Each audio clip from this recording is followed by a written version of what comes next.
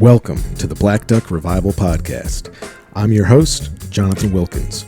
I'm excited to have you join me as I speak with a fascinating collection of folks, all of whom have in common that they've made a way for themselves by finding an intersection between thoughtful consideration and the tactile work of getting their hands dirty. This is an examination of intention, capability, and craft. It's where philosophy meets the blue-collar work ethic and where I find real value.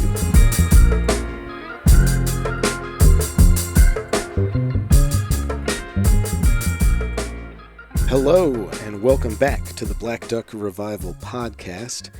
After about a 2-week hiatus since I've had a new episode recorded and out, but man, I was kind of enjoying the the lull there, and now starting this weekend, I've got folks coming in to hunt some early season specklebelly hunters, and then it just kind of seems like every weekend through January, there's just hunting stuff to do or family stuff to do, mostly hunting stuff, honestly, for the next few months.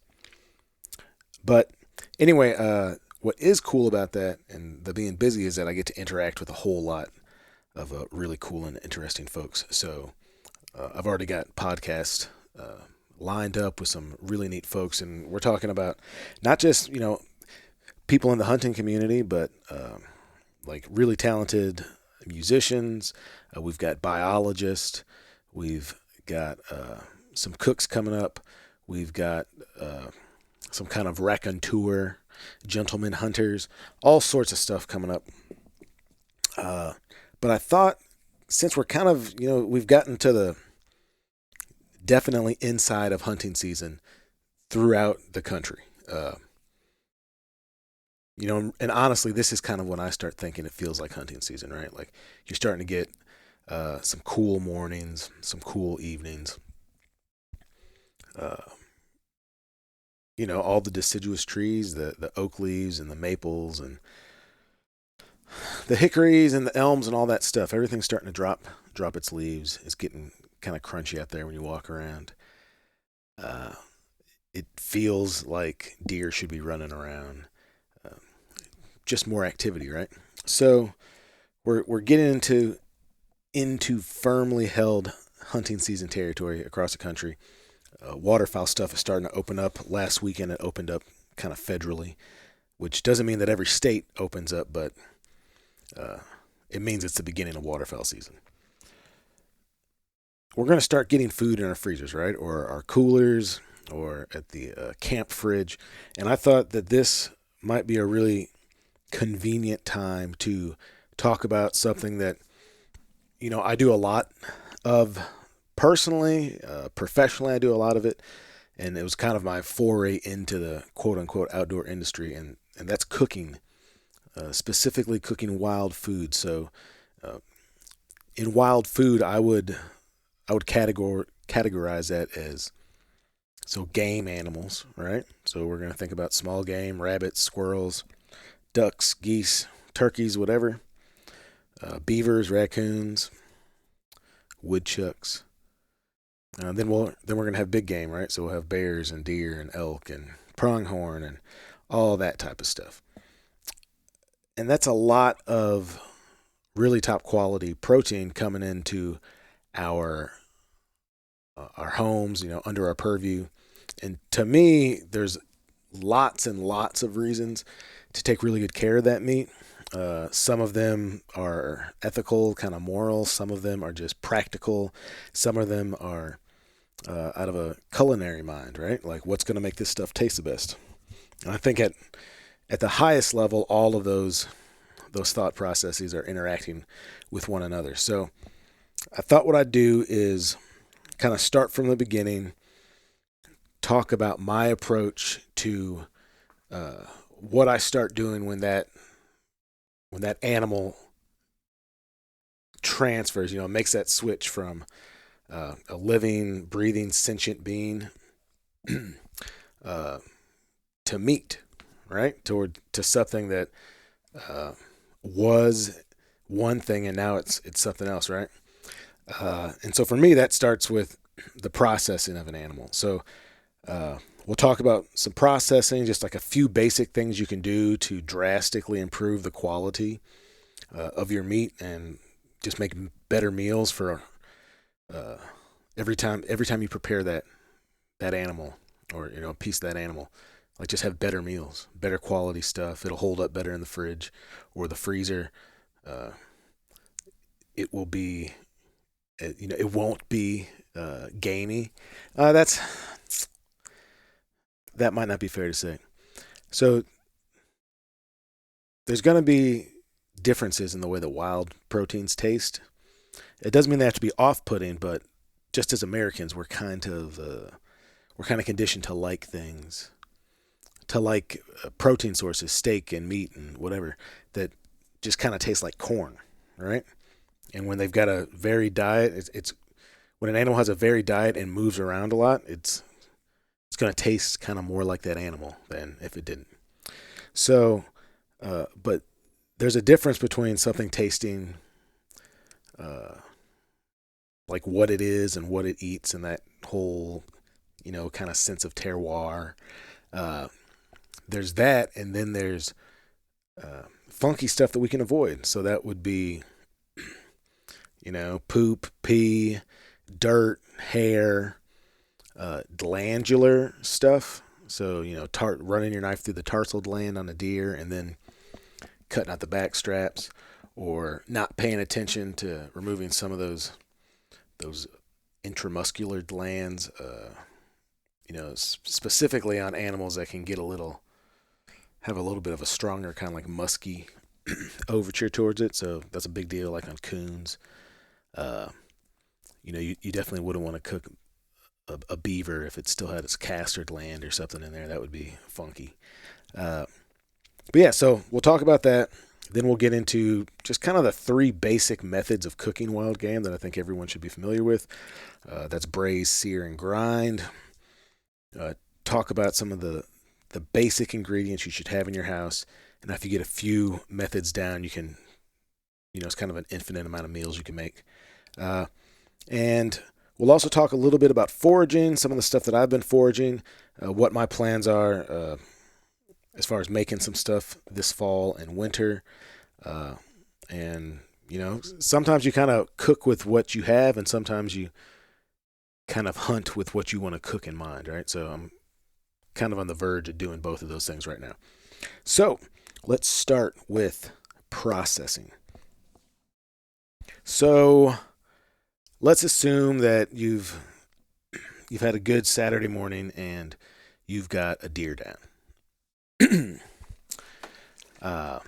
Buck, doe, doesn't really matter, but let's pretend it's a buck, right? So we're going to say, as far as perceived meat quality goes, we're going to have a buck that's in the throes of rutting, big swole up neck.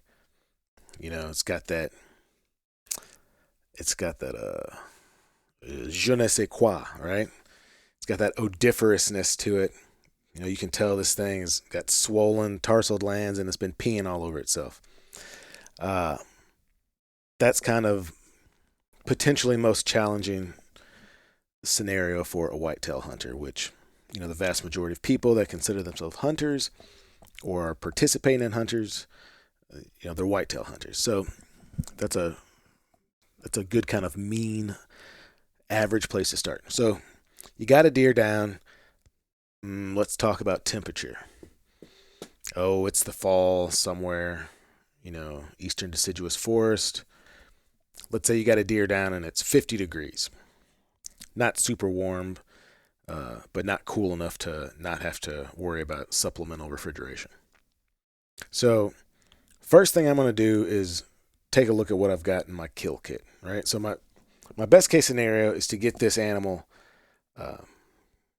with its innards out, internal organs out, save the internal organs that you want to take home or cook with, and do that efficiently. And hopefully you can do that without puncturing the bladder or the intestinal tract, because that's just funky stuff that can spill into the animal. You want to get it broken down in a way that's going to facilitate heat dispersion, meaning that animal, is at mammalian ambient temperatures, right? So around about 100 degrees. It's got a fur coat on, and got this insulatory layer of skin, and then depending on how it's been eating and how much it's been running around and different genetic factors, I'm sure, it might have a little bit to a lot of fat on it. So even if it feels kind of outside to you relatively cool or comfortable, you got to think about the fact that we want to really get this meat. Best case scenario, we want to get this meat down to sub 42 degrees, right? That's refrigerator temperature. So you got a little bit of time to do that. And if it's not super hot, you got a little bit more time. But the big thing here is keeping this meat clean. So that's keeping intestinal matter out of it, paying attention when you're cutting it up so that you're not nicking the bladder and then pee spills out all inside the internal cavity. That if you've put just like a clean, perfect, through and through shot on this thing, like right through the Boilermaker there, then all the back stuff, the funky stuff, the stomach and all that should be intact, and you should be able to just with careful knife work get all that out without causing a problem. So we want to get this animal broken down and like really make it into meat, right? And so for me, when you skin the animal, when you eviscerate it and you skin it and you're starting to break it down into these sections, right? You're taking off the shoulders, you're taking off the hindquarters, you're cutting out back straps, you're popping the joints and getting the ribs out, taking out the tenderloins. That's kind of stops being an animal to me, and that turns into meat. And it needs to happen, right? Because it'd be hard to cut something up if you were still thinking about it, in a more physical or visceral sense, I guess. This just seems more familiar. It feels like you're in a butcher shop, or you're in your kitchen cutting steaks or whatever. So what I like to do is have a kill kit, basically. What that's going to have in it is several pairs of latex gloves. That lets me get in there, and if something is funky, I can get in there and get it out. And if I need to, change gloves. It also kind of helps protect my hands. I'm not super freaked out about it, but every other time I'm cutting up an animal, I nick my finger or something. So just as far as potential for transference of diseases or whatever, you're never gonna be sorry that you took a little bit of extra precaution. So I've got several sets of gloves. I usually like to have 2 knives. Neither one of them are very big, but one is a scalpel type knife, and those came into popularity probably in the last decade or so. The brand I have is Haviland. I think there's a company called Outdoor Edge, and they make a line of it, but it's just got these replaceable scalpel blades. Man, they're fantastic as far as skinning an animal and getting in and doing detail work that doesn't involve pushing through bone or anything like that. Man, these things stay sharp. I can usually do, a full deer with just one blade. What I did learn on this bear that I cleaned some weeks back was that they also Haviland makes a gut hook blade that was really nice. I've started, and I got this from Jesse Griffiths down at the New School of Traditional Cookery. It's like a small thing, but it makes such a difference. Just being really mindful about taking that animal, whatever it is, a pig or a deer or a bear, and rolling it onto its back fully so that gravity is helping you and it's pulling all of its internal organs and stuff down. And then use a gut hook, because you can pull up on it and pull that skin and that initial membrane away from all the stuff you definitely don't want to cut. You can kind of pull up on that. It's a fixed depth. And man, it's just an effective way to open up that abdominal cavity. So anyway, you can just switch the blade back and forth real quick. That worked phenomenally. And then I like to have a bit stouter blade, right? So one of these everyday carry knives would totally work. Just your standard kind of buck knife. Uh, what I used the last time I cleaned something, and I've used it several times, is a man. How would you describe this knife? Man, the blade on it's probably 3 inches long, probably about an inch wide or so. It's got a nice wooden handle on it. Uh, it's a Benchmade knife that I got from some buddies of mine in backcountry hunters and anglers. It was a gift when my dad passed away, and man, it's makes me think of good stuff, and it's a super useful knife. But I just use that for like popping the joints or cutting through that cartilage between the ribs. But I've been able to use that to I just go through joints, and I'm not trying to saw through bone or anything like that. That's another way to keep your meat clean and keep as lit. When you saw through that bone, you're going to be making this meal. Kind of looks like grit or grits.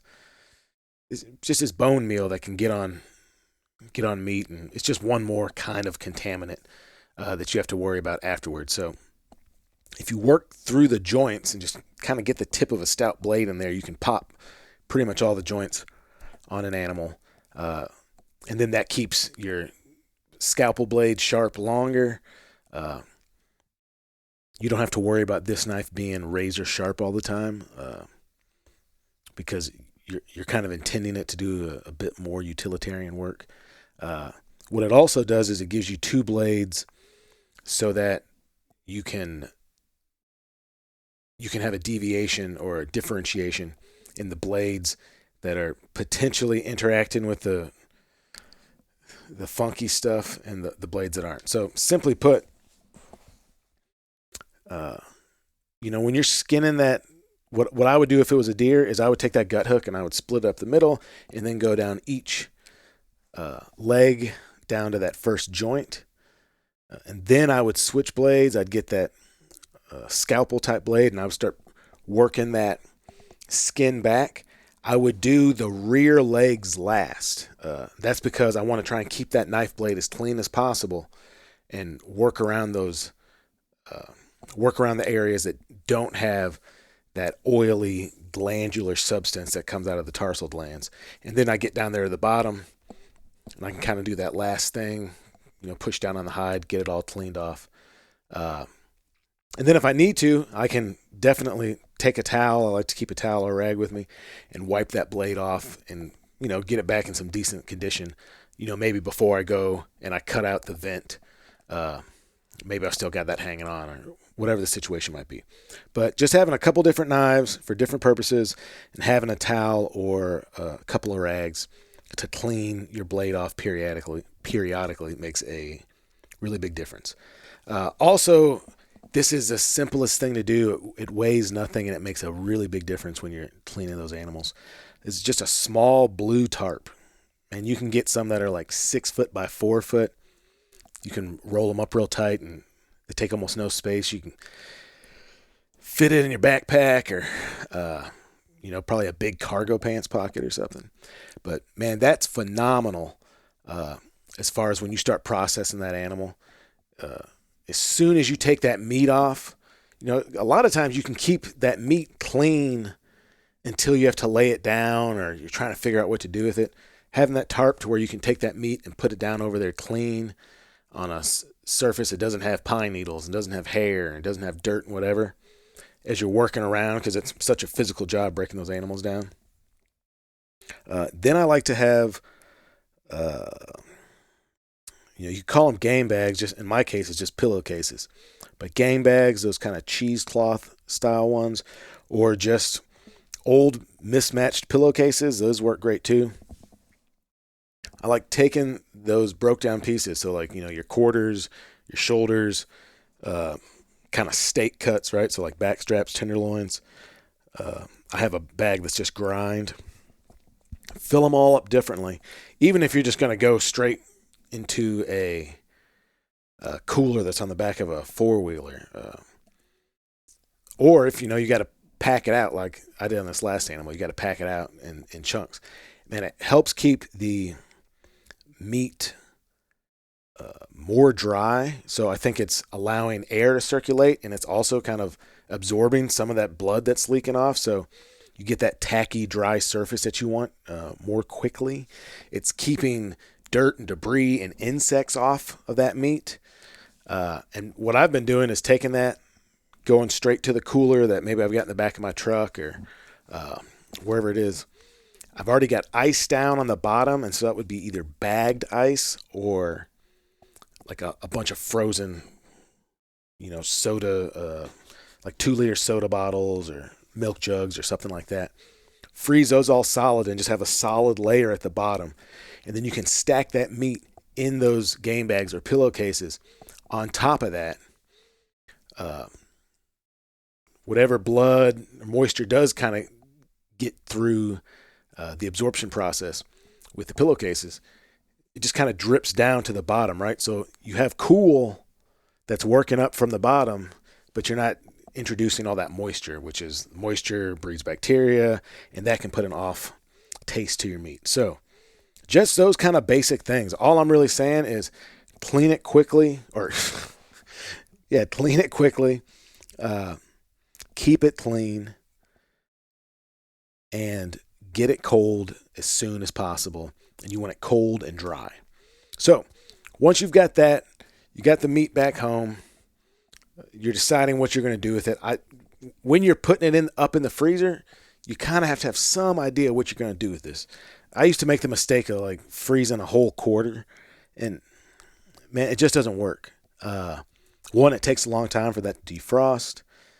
It kind of takes a lot of space up. It makes a mess. And then you just have like an unmanageable amount of meat. So what I like to do is take out all my specialty cuts. That's going to be like shanks I want for ossobuco. That's going to be belly meat to make bacon. That's going to be ribs, tenderloins, back straps, neck roast. If I want to like if I want to break down a rear quarter and make some hams, or some flank steaks or anything like that, I'm going to pop all that stuff out first. All right.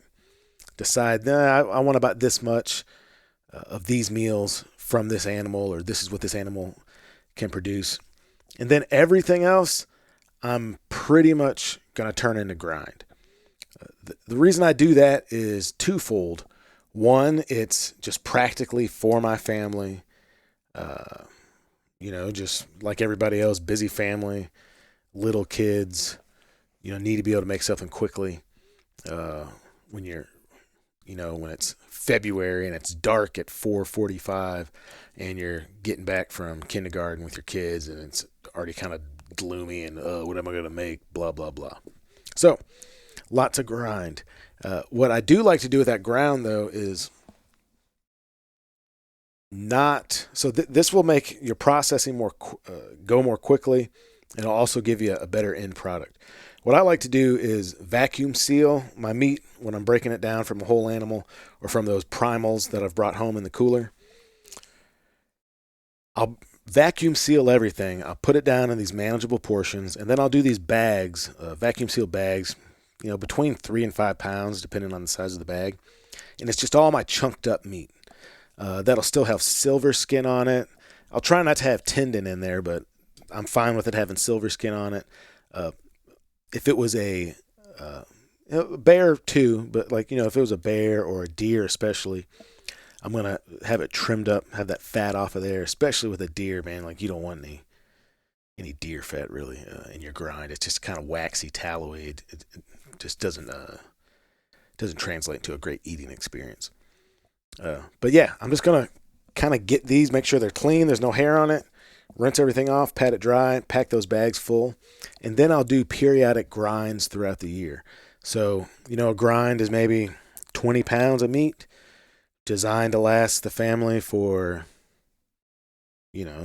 6 weeks, 8 weeks. And what I'll do is I'll grind it all up. If I'm going to do a mix of meat, like just the other day, I was doing 50% wild pig, 50% whitetail, and just running it all through and then kind of mixing it and running it back through again. And that's just our everyday, like that's our version of hamburger meat, as they said growing up. And I'll just pack those in one. I'll put them in quart freezer bags, weigh them out on a scale, 1 pound thereabouts, and then press as much air as I can get out, smash them flat, and then stack those up in the freezer. And so then I've got something that doesn't take a lot of space up. It can go from frozen to not frozen really quickly. So, I mean, that's just like real life. You come in, you grab a pack out, you stick it under some water in the sink for 5 minutes. And because it's not 4 inches thick, you're dealing with something that's 3/4 of an inch thick, it defrosts really quickly. You can throw it in a pan. You can make tacos. You can make just any kind of middle American,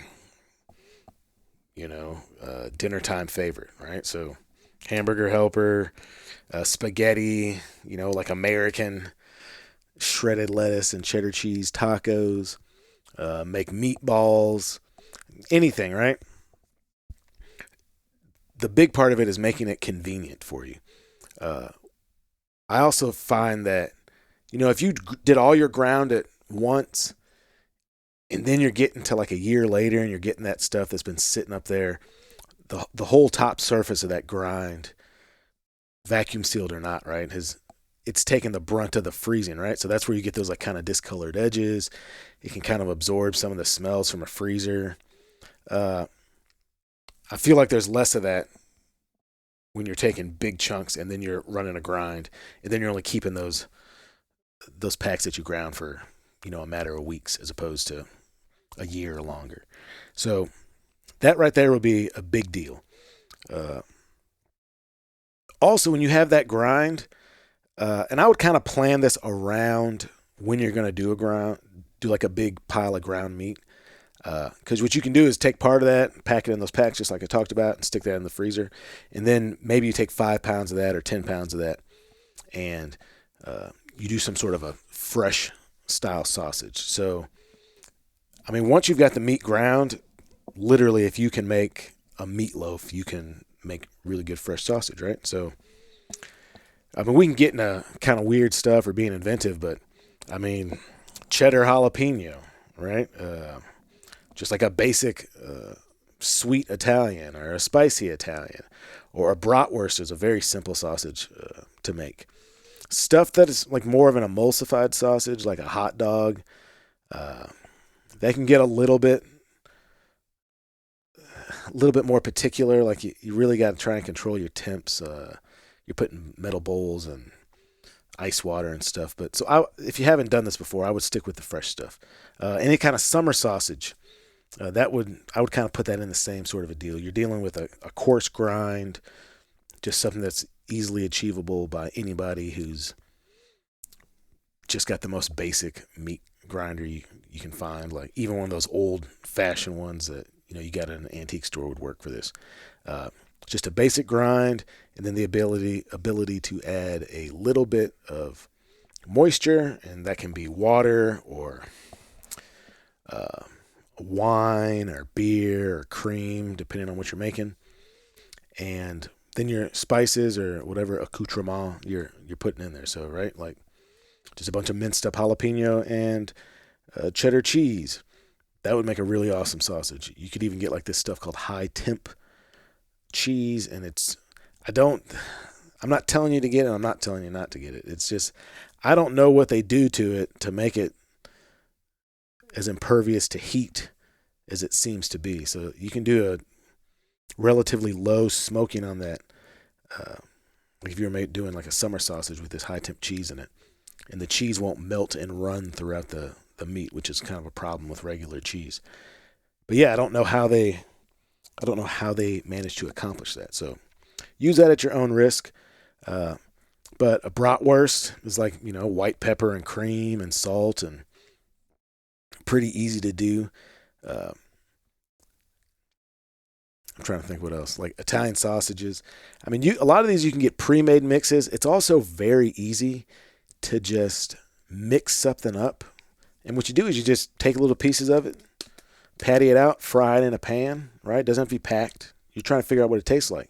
Try it and say, man, I wish this sausage had a little more cumin, or I wish this sausage it needs to be a little bit saltier, or I wish it had a little kick. I'm gonna put some crushed red pepper in it. That's about the easiest thing you can do. Mix it up, mix it by hand. Uh, you can put it in a big mixer if you want, but like if all you got is a bowl in your hand and mix your sausage and your meat up, you're just kind of trying to incorporate it all until, and you'll see it. It's hard to describe, but like you'll mix this up, and when you are pulling your hand through it, it's going to look like the meat's as it's stretching out, it's getting to these little hair-like tendrils, and that's when you know you've got something that's the fat and the meat and the emulsifiers and the moisture and the spices and everything has been fully incorporated together. And then, if you just want to do the exact same thing you did with the ground meat, you can do that with this. Then you got a fresh sausage, so that works great if you want to make a breakfast sausage, like a heavy sage type sausage. Take that and pack it in those quart Ziploc bags again and freeze it that way. Maybe you do 5 pounds of that fresh country sage sausage, or maybe you do that with Italian sausage and just keep it loose for making lasagna, or just something that's easy, a little bit of spaghetti, some spaghetti with some spicy Italian sausage or something.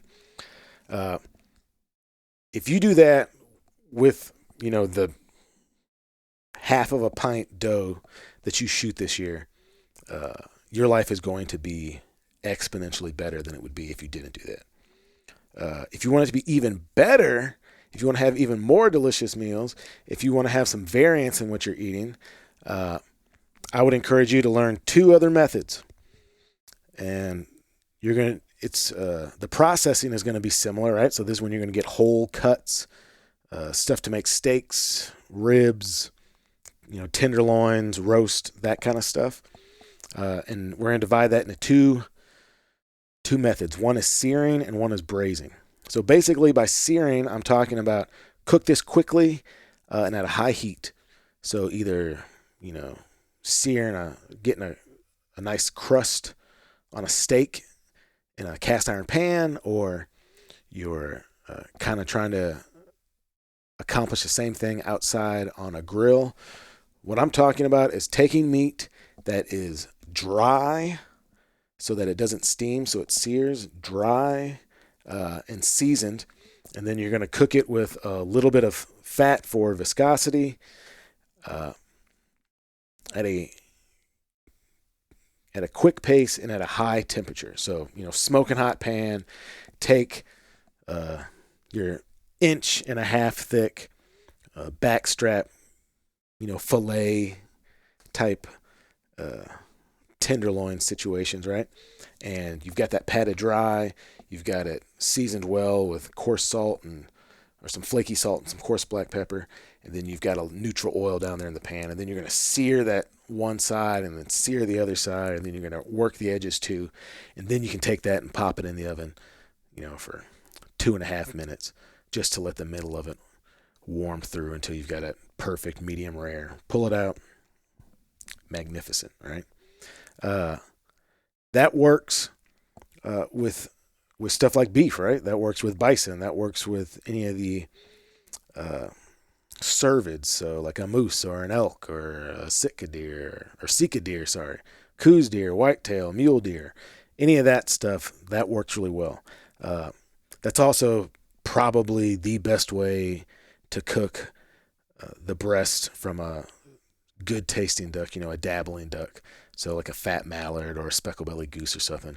Just sear that joker off, let it rest, deglaze the pan with some spirit or wine or stock or even a little bit of water or milk or something. Just have a little pan sauce there. Man, that's like some of the best eating you can get. So we've covered kind of grinding and some of the stuff you can do with that. We've talked about searing. Searing is actually oftentimes going to be the first step when you're doing a braise. And so when I'm talking about a braise, basically what I mean is you're going to take a piece of meat. It's going to be partially submerged in a liquid, and then it's going to be cooked at a relatively low temperature for a relatively long time. That's that slow and low kind of idea. and that's a method for taking a inherently tough cut of meat, and that meat's going to be tough because of fibrotic tissue, tendons, silver skin, viscera, all that. Uh, Not viscera. Viscera is internal organs. Uh, just like film and silver skin and all that stuff. That is a detriment when you're trying to cook something very quickly because it just immediately tightens up and shrinks up and becomes tough and hard to cut and hard to chew and makes for a poor quality steak. But when given a long time and given the ability to slowly reach the temperature of around 180 degrees and then be held there or above for a long enough time for all of that fibrotic, cartilage-based, thick material to break down, right? And then it becomes gelatinous. This is the stuff that makes aspic. This is the stuff that makes a gravy or a pan sauce sumptuous and kind of have that slippery mouthfeel. And especially with wild game, it gives the suggestion of like the lubricating facets of fat that you might have by eating a farm raised pork chop or like a really nice fat capped ribeye, because it's going to have that kind of, again, that slick mouth feel. It's going to keep it from being dry. Man, just one of my favorite ways to consume meat of any sort, right? So a very basic way of doing this would be to take the football roast off of a deer, or off of a bear, like kind of any big mammal, right? Take that, get it dry, salt and pepper it, sear it in a cast iron pan, and then take that and transfer it to a Dutch oven, or heck, honestly, you can do this with a crock pot very effectively. But put that in that Dutch oven or that crock pot, right? We're going to have a very low temperature. If you're doing it on the crock pot, maybe we're talking about the low setting. If you're going to do it in a Dutch oven, in an oven for a long period of time, you could go anywhere from really almost 175 up to probably 325, 350 maybe even, depending on what you're doing. But sear that football roast off, put it in that Dutch oven. Then you're going to put some aromatics in it, right? So this is a whitetail roast, a bear roast, either one of those, that kind of dark red meat. Man, throw that in there. Put some stock, either homemade or like a beef stock or chicken stock even would work. Get some sort of flavorful stock in there. Maybe we want some garlic, some onions, some celery tops with the leaves on it. Maybe some carrots. Maybe run out back or in the front yard or wherever. Someone usually close by has a rosemary plant. Grab some rosemary. Whatever. Throw that in that pot. Let it go for a long, long time. And then you'll end up with something that just kind of falls apart. Absorbs that juice and that concentration of stock that has been cooked in the whole time. And that goes great on just mashed potatoes, with green beans. That's a fantastic place to start if you wanted to do a, like an open face sandwich, or if you wanted to use that kind of as a carnitas base, right? Maybe you want to throw that in a pan with some sofrito and some oil and crisp it up a little bit, and then do tacos or tortas or nachos, hell, I don't know, any number of things. So I would really encourage you to be able to do these kind of three basic things, which was sear, braise, and utilize grind in a couple different ways. I'd also be remiss if, when I'm talking about braising, if I don't touch on the idea of confit. So confit sounds really complicated and intimidating and French, but really this is a method that French peasants, widely used as a way to preserve meat before refrigeration. So what we're talking about, and this works with any number of proteins, animal-based proteins. But traditionally, we're going to be talking about like a duck or a goose. So an old farm duck or a goose, in the French countryside, it's been around for a long time. It's walked around a lot. It can get tough. It can get stringy. All that. Uh, that can be very analogous towards the way that some wild meat can come because we're talking about an animal that's living and breathing and moving and flying and swimming and running and jumping and whatever, right? So uh, it's a method that transfers to wild game really effectively. But so traditionally, we're going to be talking about the legs and the thighs. Those would be separated from the rest of the goose or the duck, right? You've got the plucked leg and thigh portion. That is going to be salted and seasoned, and then kind of put in a cool place. So modern day would be you'd salt it and season it well, and then you'd put it in the refrigerator for a day or two. Really let that seasoning and the salt through osmosis move deep down into the tissue of the bird. Then you're going to rinse it off, pat it dry, and then you're going to submerge it in a vat of fat, rendered fat or lard. So traditionally, this would be like rendered duck or goose fat, and then take those legs and thighs from that same waterfowl and submerge it completely in that liquefied fat. Cook it at a very low temperature. I always kind of work with 175 to 190, just in a traditional oven with a Dutch oven. Make sure that meat is fully submerged in that liquid fat. It's got a heavy lid on top, and then just let it cook for a long time at that very low temperature. I've done this with pork shoulders and pork butts. Man, it's good. You'll end up, and look, this might take, I've cooked a pork shoulder for probably 15 hours, right? You also have a lot of room. It's like once it gets to where you want it, because you're not ramping up the temperature, it doesn't really, it like gets to fall apart, and then it just kind of stays there for a long time. So I like to start it during the day and then let it stay in the oven all night while I'm sleeping, and then wake up and the house smells amazing, and you check it and it's fall apart, and then you can just turn it off and let it settle itself down very slowly. As a preservation method, what would then happen is they would take that and they would allow it to cool, like maybe put it down in the root cellar or something. As it cooled, and that fat cooled down and solidified, as long as the fat layer was above the meat. So in other words, the meat was fully submerged underneath that fat. When it cooled, it created an anaerobic environment. So it was impervious, like oxygen wasn't getting in there. It wasn't allowing bacteria to grow, or at least it was growing very small amounts of bacteria at a very slow, controlled rate. So there would be something kind of described as a ripening, where they would, they might keep it like this for 6 months or something, and it would definitely have more of an essence to it, let's say, at the end of that 6 months than it did when it was fresh. But this was a way that they could save that meat throughout that time period, right? And then they'd go in there, they'd break the seal, maybe they'd take out a couple of thigh leg portions,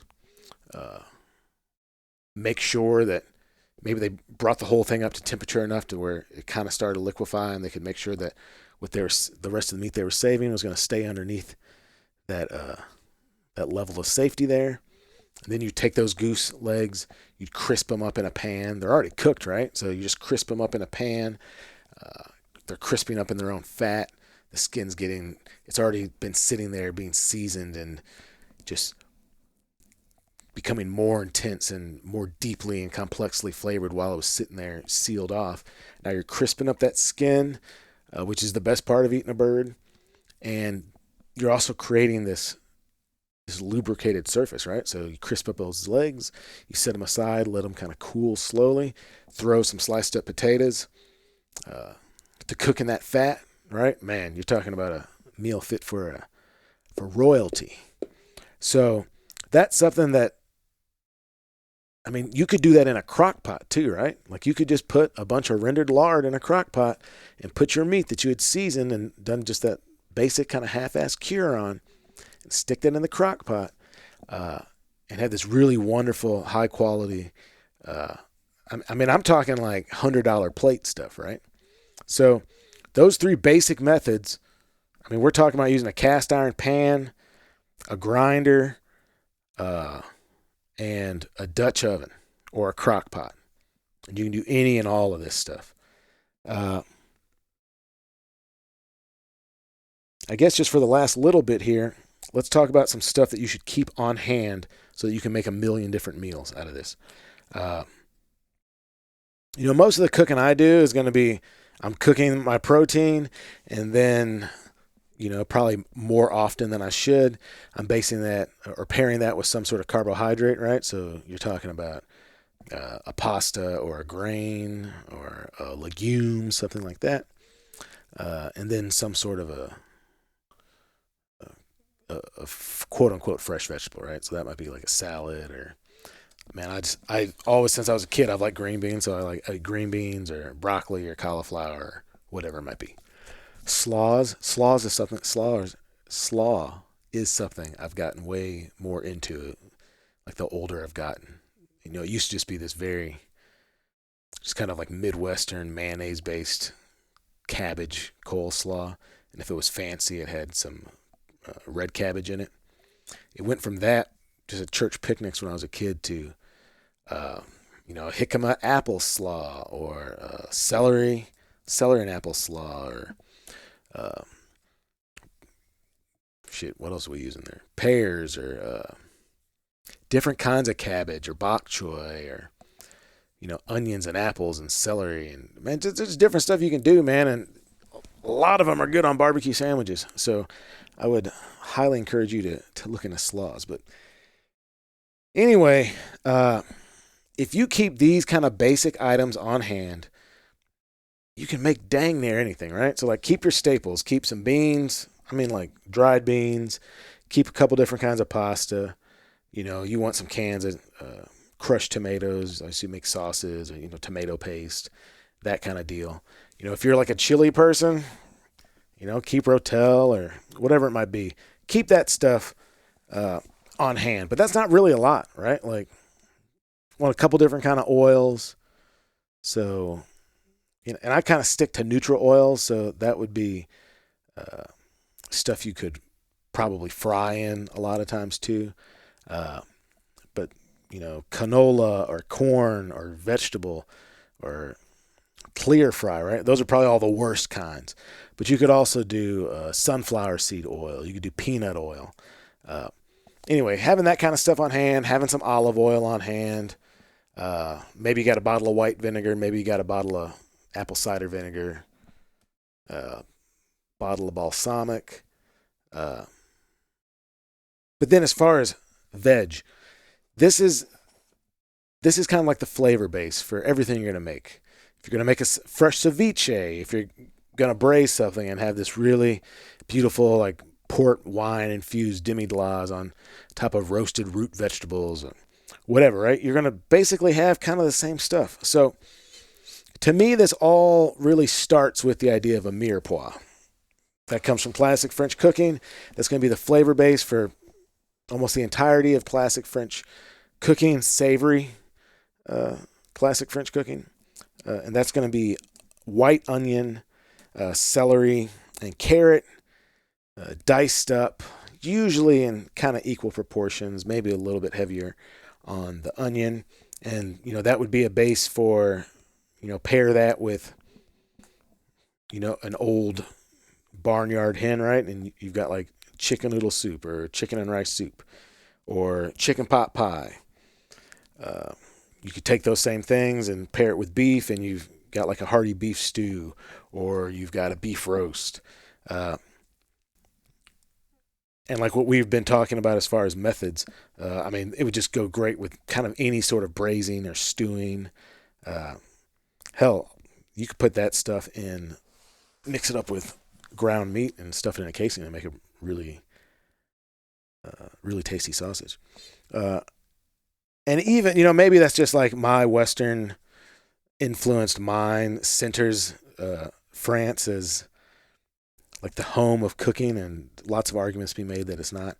But then I think of the classic American version of mirepoix, wholly American, which is going to be the Holy Trinity, popularized down in Louisiana, New Orleans specifically, and that would be a version of mirepoix that changed and augmented itself because they're settling in a much more humid, hot climate, and different veg grew better there, right? So instead of it being the carrot, onion, and celery, it became onion, bell pepper, and celery. Yeah, I couldn't remember for a second.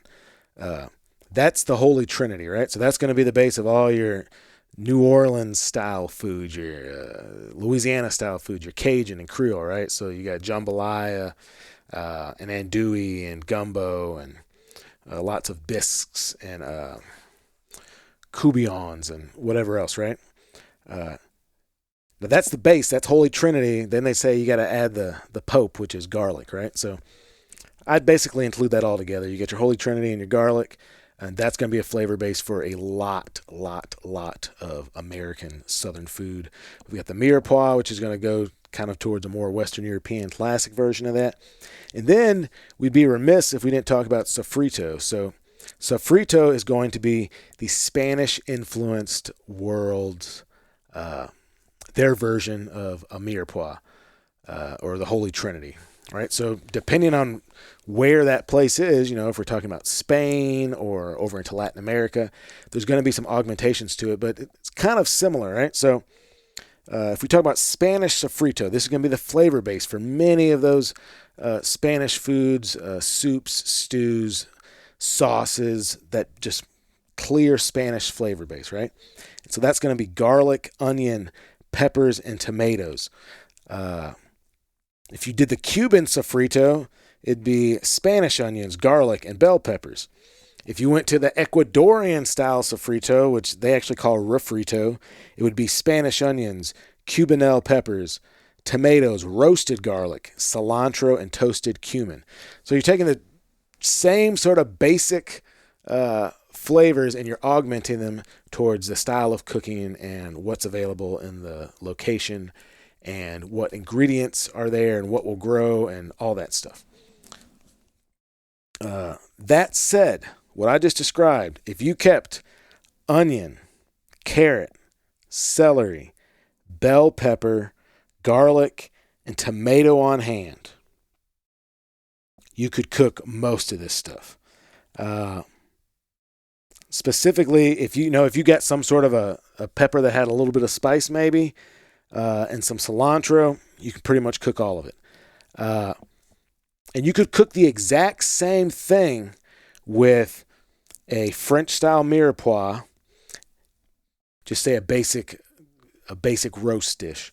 With that mirepoix, and if you did it the exact same way, but instead of mirepoix, you use Holy Trinity, you would get something that tasted different and like hit the palate in a different way. And you could call it Cajun pot roast or something if you wanted to. But you're just doing a variation of that exact same thing you first did. And then do a Spanish sofrito with that, right? Maybe chop up the meat or something and serve it with some rice instead of potatoes. Do it Cuban style, right? Do it Ecuadorian style. There's ways they do it in like the Dominican Republic where they involve tomato juice and vinegars. Any of that stuff either mixed in with ground meat or used as a sauce base for when you're searing something and making a steak, right? Or medallions or tenderloins or any of these kind of braising techniques, you can mix and match all these different flavors. Incredibly accessible ingredients. I mean, and we're talking about years and years and years worth of different flavor combinations, figuring out what you like, what your family likes. If you do that stuff, if you just take care of the animal when you're cooking, when you're cleaning it, you try and get it cold quick. If you deal with dry meat and you know how to braise something, you know how to sear something, and you can run a grinder and then brown meat or make a meatloaf, man, it's like the sky's the limit. It really is as far as cooking. You can get into specialty stuff, right? Uh, you can get into learn how to make crust. You can learn how to make your own basic noodles, right? You can learn how to bake bread. You can do all that stuff and then start combining things, right? You can make kolaches, or you can make uh, what are those things in Nebraska? Runzas. You can make like runzas, right? Or fried pies.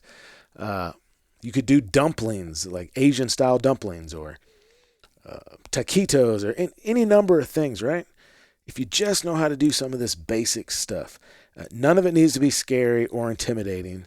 It's the most basic kitchen can do all of this. Like if you have one good, when I say good, I mean like spend $20 on a chef's knife if you're buying it new. If you get it at a garage sale, it might cost you $2. Get a decent, I like an 8-inch chef's knife, right? Have a few different cutting boards so that you can cut some meat up and then not have to wash a cutting board immediately. You can then do your veg. Have a crock pot. I still have not gotten on the Instapot thing. I still haven't ever really started to mess seriously with a sous vide. I think you can do pretty much all of that stuff with the crock pot. And man, like I don't know, a crock pot just is to me it's like a super. It feels like home, man. It's like Burl Ives' Snowman singing, like some old brown crock pot with like weird flowers and stains on it, man. That just feels like apple pie and mom making chili and Christmas and all that stuff. So I like a crock pot. But you could do this stuff with a sous vide. You can do this stuff with an Instapot. Just figure out how to adjust it. I'm sure there's a million recipes online. Man, we didn't even get into starting to brine stuff or do cures on different things, but that's some of what I'm going to work on the next few months myself. So that'll kind of be where I wrap it up. I've been doing more and more foraging as the years have gone by. Right now I'm working with acorns that I'm starting to process, pecans that were gathered. I mean, just like the acorns came out of my yard, the pecans came out of a local park, a whole bunch of persimmons. I think we got like probably 10 pounds of wild native persimmons that me and Marianne and the kids went out one day after school. I just picked a whole bunch off a tree in that park that I like to go running in. We were mindful of it. We left plenty out there for animals to get to, but we picked some that were ripe and some that were starting to be ripe, and then just let them kind of finish off here at home. I need to get those processed into, basically like a pulp, like applesauce looking consistency. All the seeds and skin filtered out, and then I'll freeze that. Use it for a couple different applications. So we'll mix it in, do kind of like a spice cake with it. That's really good. Kind of banana bread style coffee cake situation. I'm going to try and make some fruit leather. I'm on the lookout for someone who's got like a yard apple tree or a pear tree or something that still has some fruit on it that, maybe it's not real pretty, but like what I want to do is basically pulp it up, mix it with the persimmons, and then make like fruit roll-ups out of it. With some of those acorns and those pecans, I'll get all that stuff processed, and I would like to mix that in with some dried, kind of pounded meat, right? So like take deer meat or bear meat or whatever and like dry it out, like jerky it, and then break that down. You mix that with fat, and at its base is, this kind of old style North American survival food that, kept people alive for eons and eons called pemmican. And then you can incorporate nuts into it. You can incorporate some dried fruit into it as well. It's like, there's just supposed to be like all these really cool benefits to it. Like it lasts forever. Nutritionally, it's super dense and like easy to process. Just trying something new, man. I could buy a bunch of beef jerky and protein bars or I could try and make this pemmican and see how that works. So I'm going to do that with some of those acorns and those pecans, mix that in there. I'm also got cures going, so I'm doing some waterfowl breast in like a corning brine that'll, instead of making corned beef, you can make a like corned goose breast, or then if you want to smoke that, you can kind of make it a pastrami style, make some lunch meat. I'm going to do that with a bear ham too and smoke that and maybe glaze it with some honey and some of that persimmon chutney type stuff. And do like a, like a honey baked ham type deal. And then while I'm doing these grinds this week, I'm working through a bunch of meat. I'm going to do a venison and wild boar bologna, I believe. So I'm going to take those meats and grind them a couple times. I'm going to mix them with a bunch of seasonings and some cure, like pink salt basically. Then I'm going to pack that all in what's called a beef bung. That's part of the intestinal system. It's how you get like about a 4.5-inch loaf, so like bologna style. I'm going to pack that in there and let that hang in the fridge for a day or two to get everything set, and then I'll smoke it and should have some really good, like, country style bologna here at the house for sandwiches or, meat and cheese trays or whatever. So that's kind of my ideas for the next couple months. Doing, we'll have like some persimmon cakes for some of these holiday functions. Stuff for charcuterie trays and just making sandwiches and, people hanging out. Maybe make some acorn cookies, like some acorn pecan cookies. Do some fruit leathers, and then try a little bit of pemmican and see what that's all about. But anyway, so I don't know. I actually took notes and tried to work through that before I did this, so hopefully that wasn't too much of a ramble. But it seemed like it was a good idea to do that. Get us back into getting podcasts out here on a weekly basis. I've been messaging people back and forth for the last couple of days, and the next couple of weeks I've got several podcasts lined up. So we'll get back on track with that. Also, if you enjoy this podcast, I ask this every week, but if you don't mind, tell some folks about it. You can do that a couple different ways. You can legit call your friend and say, hey, there's a really cool podcast. That might be a little awkward, but maybe working into a conversation at some point. That would be helpful. You could also help by giving us a review, or even writing a few sentences on a review on Spotify or Apple or wherever you get your podcast from, because that helps in the algorithm. Other people see it. People like to see good things. It legitimizes the podcast. It shows that it's got an involved listenership. People are more likely to listen to it or discover it if they don't have a first-person connection to it. So that's ultimately the goal. We want to try and get it out to as many people as possible. Keep these conversations coming. You can also keep up with me on social media. Right now, it's pretty much just Instagram. I think there's a Facebook page, but I don't have anything to do with it. But on Instagram, and as we move into hunting season, there'll be more and more stuff kind of in real time happening on that.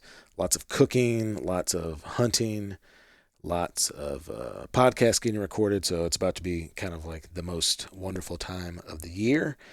So follow me on Instagram. That tagline is just Black Duck Revival. You can also check out the website for recipes and articles, and to take a look at hunts or classes that we are putting out there. I added a hunt and then it got sold out. The first hunt of the year is sold out, and that will be happening very, very soon. But I do still have a few spots on this New Year's Eve hunt. That's going to start right at the end of, I think, the 31st of December or the 30th of December, something like that. I'll have to double check. But it'll be showing up on Friday. We'll hunt Saturday and Sunday, and then folks head out Monday morning, get a good night's sleep, wake up, have breakfast, and then head back with your birds and some new cooking skills under your belt, and hopefully some really fun hunts. Also, good news, this year Arkansas has raised the limit on speckled-bellied geese, which is what I'll be focusing on again this year. So if you come do a hunt, last year, it was a mess. The last 2 years, they had dropped our limit down to 2 birds, but we're back up to 3 birds. So, man, 3 speckled belly geese. If you can get your limit on 2 hunts, that's 6 good-sized birds, man. I really feel strongly that you can get 4 meals out of a bird. So, man, it's that 1 extra bird per day makes a big difference on the possible return you have as far as really fantastic meals for your family. So, information about those hunts is on the website as well. Tell a friend, tell an enemy, tell an acquaintance about the podcast. Thank you so much for listening, and we will see you next week.